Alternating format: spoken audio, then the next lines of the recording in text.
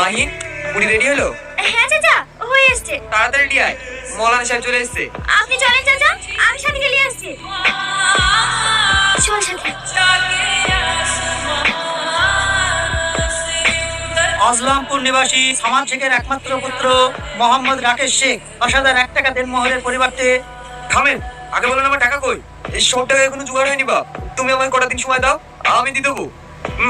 অবলে তো হবে না, আমি আগে বলিস বিরাগে সব টাকা লাগবে। তাড়াতাড়ি বাকি 5 লাখ টাকা দেন। আমি তোমায় কথা দিছি, বিয়ের 5 দিনের মধ্যে তুমি সব টাকা দিয়ে দেবো।